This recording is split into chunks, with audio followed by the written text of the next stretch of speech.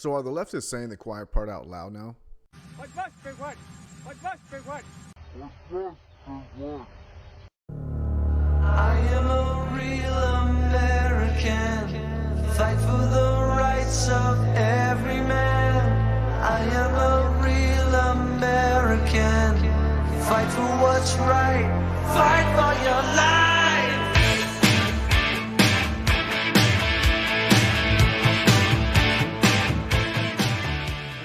We all know that a good number of left-leaning people are not big fans of this country. And of course they claim that they really love the country and are just critical of our faults. But is that true?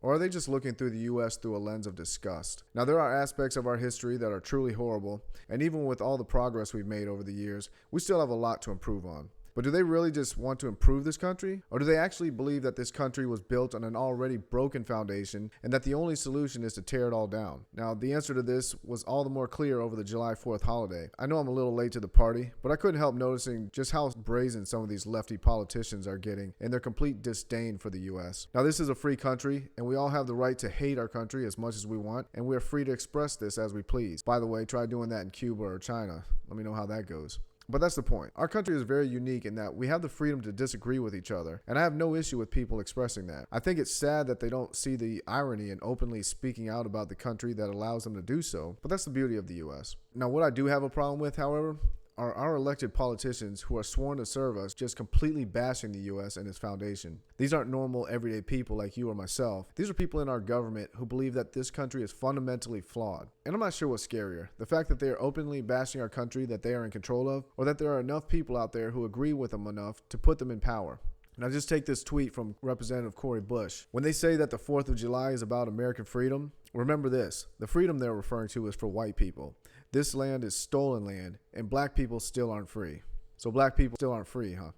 Does she understand the irony in her being a black woman who is serving in our legislative branch, who believes that black people aren't free? If they aren't free, how does she get elected? How does she have the platform to even make such comments? Does she not understand what it means to be free? I mean, I'd love to see her try that in China. She would disappear by the time she hit the post button. And that's not all. Check out this tweet by another Congresswoman, Mrs. Maxine Waters. July 4th, and so, the Declaration of Independence says all men are created equal. Equal to what?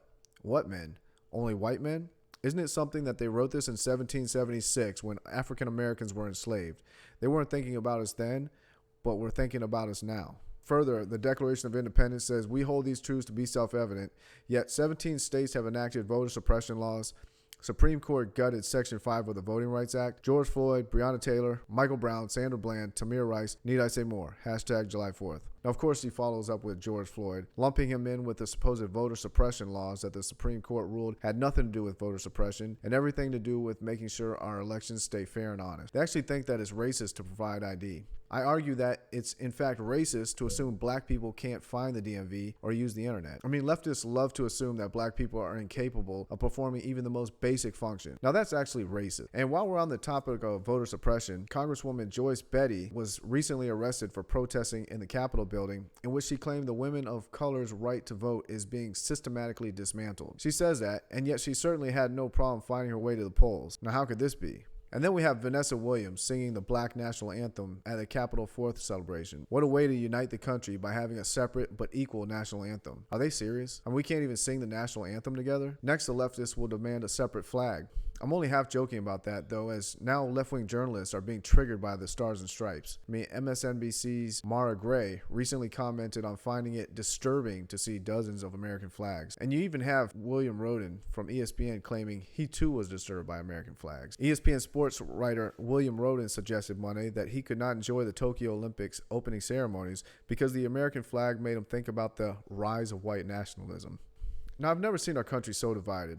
We better find some common ground because this country is being destroyed from within. Now, why do leftists insist on tearing us apart? Do they hate this country that much? I refuse to believe that your average left-wing voter really hates the U.S. Just like the right, you have many radical extremists who become the more vocal of their party, but who don't really represent the majority of their party. And I think more and more Democrats are waking up and realizing that their party doesn't represent their interests anymore and are jumping ship. The silver lining is that all this radical rhetoric is waking the people up, and even the Democrats know that this isn't sustainable. Even CNN admits a red wave is coming, and it is time to push back before they destroy our great country. And until next time, keep your eyes open, because once we go down that road, there's no turning back. What must be what?